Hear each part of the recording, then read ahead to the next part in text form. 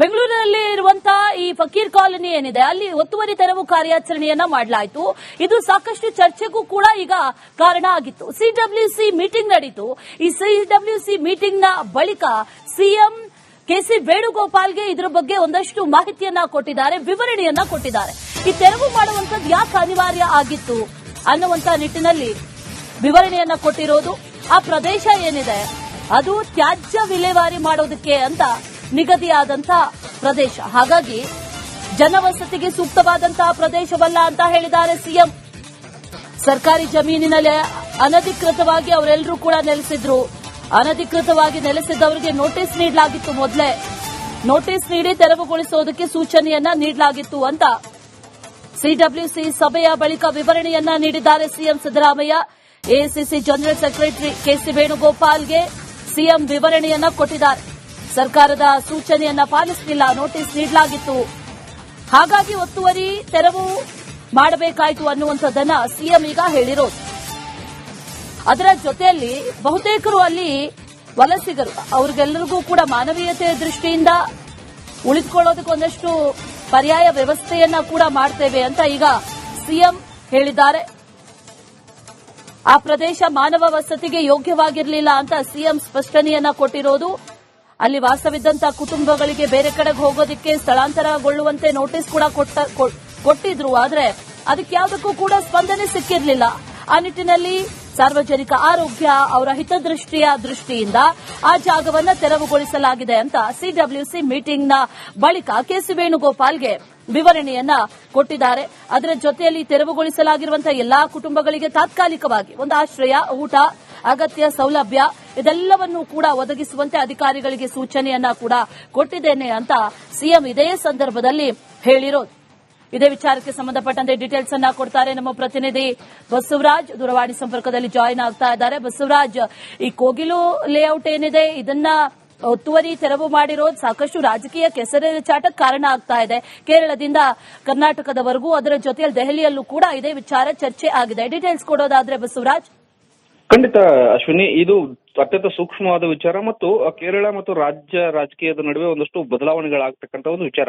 ಅದರಲ್ಲೂ ಬಹಳ ಪ್ರಮುಖವಾಗಿ ಮುಂದಿನ ವರ್ಷ ಕೇರಳದ ವಿಧಾನಸಭೆ ಚುನಾವಣೆ ನಡೀತಾ ಇದೆ. ಈ ವಿಧಾನಸಭೆ ಚುನಾವಣೆಯಲ್ಲಿ ಗೆಲ್ಲೇಬೇಕು ಅನ್ನುವಂತ ನಿಟ್ಟಿನಲ್ಲಿ ಕಾಂಗ್ರೆಸ್ ಒಂದಷ್ಟು ಈಗಾಗಲೇ ರಣತಂತ್ರಗಳನ್ನು ರೂಪಿಸ್ತಾ ಇದೆ. ಆದ್ರಿಂದ ಇದನ್ನ ರಾಜಕೀಯವಾಗಿ ಬಳಸ್ಕೊಳ್ತಾ ಇದ್ದಾರೆ ಪಿಣರಾಯಿ ರಾಜನ್ ಅವರು ಅನ್ನೋಂಥದ್ದು ಒಂದು ಗಂಭೀರವಾದಂತಹ ಆರೋಪಗಳು ಕೇಳಿಬರ್ತಾ ಇದಾವೆ. ಹೀಗಾಗಿ ಕಾಂಗ್ರೆಸ್ ಗೆಲ್ಲೇಬೇಕಾದಂತಹ ಅನಿವಾರ್ಯತೆ ಇರೋದ್ರಿಂದ ಸಹಜವಾಗಿ ಈ ವಿಚಾರವಾಗಿ ಮಧ್ಯಪ್ರವೇಶ ಮಾಡಿರ್ತಕ್ಕಂಥದ್ದು ಮತ್ತು ನಿನ್ನೆ ಸಿಎಂ ಹಾಗೂ ಡಿಸಿಎಂ ಅವರಿಂದ ವಿವರಣೆಯನ್ನ ಕೆಸಿ ವೇಣುಗೋಪಾಲ್ ಅವರು ಪಡೆದುಕೊಂಡಿದ್ದಾರೆ. ಕೆಸಿ ವೇಣುಗೋಪಾಲ್ ಅವರು ಸ್ವತಃ ಕೇರಳದ ರಾಜ್ಯದವರಾಗಿರೋದ್ರಿಂದ ಮತ್ತು ಎಐಸಿಸಿ ಪ್ರಧಾನ ಕಾರ್ಯದರ್ಶಿ ಕೂಡ ಆಗಿದ್ದಾರೆ. ಹೀಗಾಗಿ ಯಾವ ವಿಚಾರಕ್ಕೆ ಈ ಎಲ್ಲ ತೆರವು ಕಾರ್ಯಾಚರಣೆ ಆಗಿರ್ತಕ್ಕಂಥದ್ದು ಮತ್ತು ವಿವಾದ ಯಾವ ಕಾರಣಕ್ಕಾಗಿ ಆಗಿದೆ ಅನ್ನುವಂತ ಒಂದಷ್ಟು ಮಾಹಿತಿಯನ್ನ ಸಿಎಂ ಡಿಸಿಎಂ ಅವರಿಂದ ಪಡೆದುಕೊಂಡಿರ್ತಕ್ಕಂಥದ್ದು. ಬಹಳ ಪ್ರಮುಖವಾಗಿ ಸಿಡಬ್ಲ್ಯೂಸಿ ಸಭೆ ಬಳಿಕ ಸಿಎಂ ಸಿದ್ದರಾಮಯ್ಯ ಅವರು ಕೆಸಿ ವೇಣುಗೋಪಾಲ್ ಅವರಿಗೆ ಏನ್ ಕಾರಣಕ್ಕಾಗಿ ಈ ತೆರವು ಮಾಡಲಾಗಿದೆ ಮತ್ತು ಅಲ್ಲಿ ಅನಧಿಕೃತವಾಗಿ ಯಾವ ರೀತಿಯಾಗಿ ಮನೆಗಳನ್ನು ಕಟ್ಟಲಾಗಿತ್ತು ಮತ್ತು ಅವರಿಗೆ ಪುನರ್ವಸತಿಯನ್ನ ಯಾವ ರೀತಿಯಾಗಿ ಕಲ್ಪಿಸ್ತಾ ಇದೆ ಅನ್ನುವಂತ ವಿಚಾರವಾಗಿ ಮನವರಿಕೆಯನ್ನು ಮಾಡಿಕೊಟ್ಟಿದ್ದಾರೆ. ಹೀಗಾಗಿ ಈ ವಿಚಾರವನ್ನ ಮುಂದಿನ ದಿನಗಳಲ್ಲಿ ಚುನಾವಣೆ ನಿಟ್ಟಿನಲ್ಲಿ ಬಳಸಿಕೊಳ್ಳುವಂತ ಕೆಲಸಗಳು ಕೂಡ ಕೇರಳದಲ್ಲಿ ಆಗ್ತವೆ. ಆ ಸಂದರ್ಭದಲ್ಲಿ ಉತ್ತರ ಕೊಡೋಕ್ಕೂ ಕೂಡ ಕಾಂಗ್ರೆಸ್ ಸಿದ್ಧವಾಗಬೇಕಾಗುತ್ತೆ. ಹೀಗಾಗಿ ಈ ಒಂದು ವಿಚಾರವನ್ನ ಸಿದ್ದರಾಮಯ್ಯ ಅವರಿಂದ ಎಐಸಿಸಿ ಪ್ರಧಾನ ಕಾರ್ಯದರ್ಶಿ ವೇಣುಗೋಪಾಲ್ ಅವರು ಮಾಹಿತಿಯನ್ನು ತೆಗೆದುಕೊಂಡಿದ್ದಾರೆ. ಮುಂದಿನ ದಿನಗಳಲ್ಲಿ ಯಾರೆಲ್ಲ ನಿರಾಶ್ರಿತರಿಗೆ ವಸತಿಯನ್ನು ಕಲ್ಪಿಸುವಂತ ಕೆಲಸವನ್ನ ಮಾಡ್ತೇವೆ ಅನ್ನುವಂತ ಮಾತನ್ನ ರಾಜ್ಯ ಸರ್ಕಾರ ಹೇಳ್ತಾ ಇದೆ. ಇದನ್ನು ಕೂಡ ಮುಂದಿನ ದಿನಗಳಲ್ಲಿ ಚುನಾವಣಾ ಸಂದರ್ಭದಲ್ಲಿ ಕಾಂಗ್ರೆಸ್ ಪಕ್ಷ ಬಳಸಿಕೊಳ್ಳುವಂತ ಕೆಲಸವನ್ನು ಮಾಡುತ್ತೆ ಮತ್ತು ಎಐಸಿಸಿ ಇದೇ ಮೊದಲ ಬಾರಿಗೆ ಇಂತಹ ಸೂಕ್ಷ್ಮ ವಿಚಾರದಲ್ಲಿ ಮಧ್ಯಪ್ರವೇಶ ಮಾಡಿ ಒಂದಷ್ಟು ವಿವರಣೆಯನ್ನು ಪಡೆಯುವಂತ ಕೆಲಸವನ್ನು ಮಾಡಿದೆ ಮತ್ತು ಕೇರಳ ಚುನಾವಣೆ ಮೇಲೆ ಯಾವುದೇ ಎಫೆಕ್ಟ್ ಆಗದ ರೀತಿಯಲ್ಲಿ ಹ್ಯಾಂಡಲ್ ಮಾಡೋಕೆ ಈಗ ಕಾಂಗ್ರೆಸ್ ಮುಂದಾಗಿರ್ತಕ್ಕಂಥದ್ದು. Ashwini. Right Basavaraju, thank you ಡೀಟೇಲ್ಸ್ಗೆ. ಬೆಂಗಳೂರಿನಲ್ಲಿ ಇರುವಂತಹ ಈ ಫಕೀರ್ ಕಾಲನಿ ಏನಿದೆ ಅಲ್ಲಿ ಒತ್ತುವರಿ ತೆರವು ಕಾರ್ಯಾಚರಣೆಯನ್ನ ಮಾಡಲಾಯಿತು. ಇದು ಸಾಕಷ್ಟು ಚರ್ಚೆಗೂ ಕೂಡ ಈಗ ಕಾರಣ ಆಗಿತ್ತು. ಸಿಡಬ್ಲ್ಯೂಸಿ ಮೀಟಿಂಗ್ ನಡೆಯಿತು. ಈ ಸಿಡಬ್ಲ್ಯೂಸಿ ಮೀಟಿಂಗ್ ನ ಬಳಿಕ ಸಿಎಂ ಕೆಸಿ ವೇಣುಗೋಪಾಲ್ಗೆ ಇದರ ಬಗ್ಗೆ ಒಂದಷ್ಟು ಮಾಹಿತಿಯನ್ನ ಕೊಟ್ಟಿದ್ದಾರೆ, ವಿವರಣೆಯನ್ನ ಕೊಟ್ಟಿದ್ದಾರೆ. ಈ ತೆರವು ಮಾಡುವಂತದ್ದು ಯಾಕೆ ಅನಿವಾರ್ಯ ಆಗಿತ್ತು ಅನ್ನುವಂತ ನಿಟ್ಟಿನಲ್ಲಿ ವಿವರಣೆಯನ್ನ ಕೊಟ್ಟಿರೋದು. ಆ ಪ್ರದೇಶ ಏನಿದೆ ಅದು ತ್ಯಾಜ್ಯ ವಿಲೇವಾರಿ ಮಾಡೋದಕ್ಕೆ ಅಂತ ನಿಗದಿಯಾದಂತಹ ಪ್ರದೇಶ. ಹಾಗಾಗಿ ಜನವಸತಿಗೆ ಸೂಕ್ತವಾದಂತಹ ಪ್ರದೇಶವಲ್ಲ ಅಂತ ಹೇಳಿದ್ದಾರೆ ಸಿಎಂ. ಸರ್ಕಾರಿ ಜಮೀನಿನಲ್ಲಿ ಅನಧಿಕೃತವಾಗಿ ಅವರೆಲ್ಲರೂ ಕೂಡ ನೆಲೆಸಿದ್ರು. ಅನಧಿಕೃತವಾಗಿ ನೆಲೆಸಿದವರಿಗೆ ನೋಟಿಸ್ ನೀಡಲಾಗಿತ್ತು. ಮೊದಲೇ ನೋಟಿಸ್ ನೀಡಿ ತೆರವುಗೊಳಿಸುವುದಕ್ಕೆ ಸೂಚನೆಯನ್ನ ನೀಡಲಾಗಿತ್ತು ಅಂತ ಸಿಡಬ್ಲ್ಯೂಸಿ ಸಭೆಯ ಬಳಿಕ ವಿವರಣೆಯನ್ನ ನೀಡಿದ್ದಾರೆ CM Siddaramaiah. AICC general secretary K C ವೇಣುಗೋಪಾಲ್ಗೆ ಸಿಎಂ ವಿವರಣೆಯನ್ನ ಕೊಟ್ಟಿದ್ದಾರೆ. ಸರ್ಕಾರದ ಸೂಚನೆಯನ್ನ ಪಾಲಿಸಲಿಲ್ಲ, ನೋಟಿಸ್ ನೀಡಲಾಗಿತ್ತು, ಹಾಗಾಗಿ ಒತ್ತುವರಿ ತೆರವು ಮಾಡಬೇಕಾಯಿತು ಅನ್ನುವಂಥದ್ದನ್ನ ಸಿಎಂ ಈಗ ಹೇಳಿರೋದು. ಅದರ ಜೊತೆಯಲ್ಲಿ ಬಹುತೇಕರು ಅಲ್ಲಿ ವಲಸಿಗರು, ಅವರಿಗೆಲ್ಲರಿಗೂ ಕೂಡ ಮಾನವೀಯತೆಯ ದೃಷ್ಟಿಯಿಂದ ಉಳಿದುಕೊಳ್ಳೋದಕ್ಕೆ ಒಂದಷ್ಟು ಪರ್ಯಾಯ ವ್ಯವಸ್ಥೆಯನ್ನ ಕೂಡ ಮಾಡ್ತೇವೆ ಅಂತ ಈಗ ಸಿಎಂ ಹೇಳಿದ್ದಾರೆ. ಆ ಪ್ರದೇಶ ಮಾನವ ವಸತಿಗೆ ಯೋಗ್ಯವಾಗಿರಲಿಲ್ಲ ಅಂತ ಸಿಎಂ ಸ್ಪಷ್ಟನೆಯನ್ನ ಕೊಟ್ಟಿರೋದು.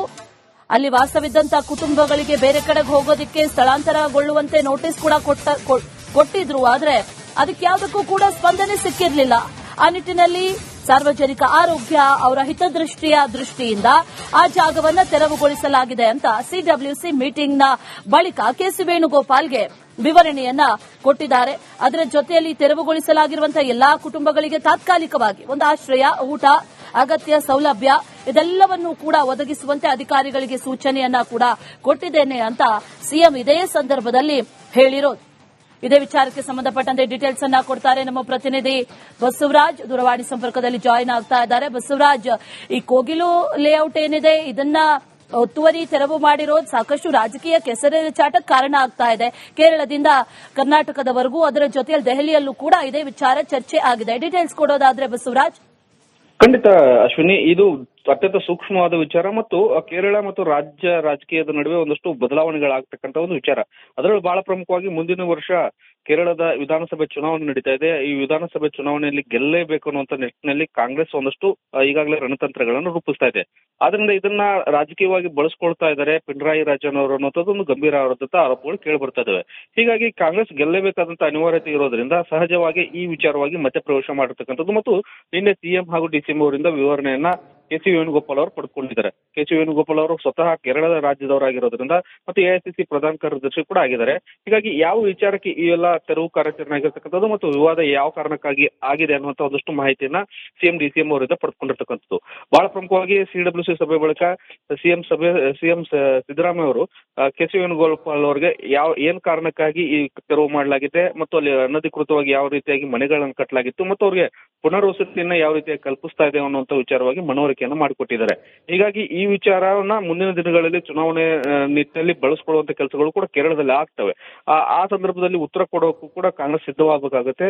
ಹೀಗಾಗಿ ಈ ಒಂದು ವಿಚಾರವನ್ನ ಸಿದ್ದರಾಮಯ್ಯ ಅವರಿಂದ ಎಐಸಿಸಿ ಪ್ರಧಾನ ಕಾರ್ಯದರ್ಶಿ ವೇಣುಗೋಪಾಲ್ ಅವರು ಮಾಹಿತಿಯನ್ನು ತೆಗೆದುಕೊಂಡಿದ್ದಾರೆ. ಮುಂದಿನ ದಿನಗಳಲ್ಲಿ ಯಾರೆಲ್ಲ ನಿರಾಶ್ರಿತರಿಗೆ ವಸತಿಯನ್ನು ಕಲ್ಪಿಸುವಂತ ಕೆಲಸವನ್ನ ಮಾಡ್ತೇವೆ ಅನ್ನುವಂತ ಮಾತನ್ನ ರಾಜ್ಯ ಸರ್ಕಾರ ಹೇಳ್ತಾ ಇದೆ. ಇದನ್ನು ಕೂಡ ಮುಂದಿನ ದಿನಗಳಲ್ಲಿ ಚುನಾವಣಾ ಸಂದರ್ಭದಲ್ಲಿ ಕಾಂಗ್ರೆಸ್ ಪಕ್ಷ ಬಳಸಿಕೊಳ್ಳುವಂತ ಕೆಲಸವನ್ನು ಮಾಡುತ್ತೆ ಮತ್ತು ಎಐಸಿಸಿ ಇದೇ ಮೊದಲ ಬಾರಿಗೆ ಇಂತಹ ಸೂಕ್ಷ್ಮ ವಿಚಾರದಲ್ಲಿ ಮಧ್ಯಪ್ರವೇಶ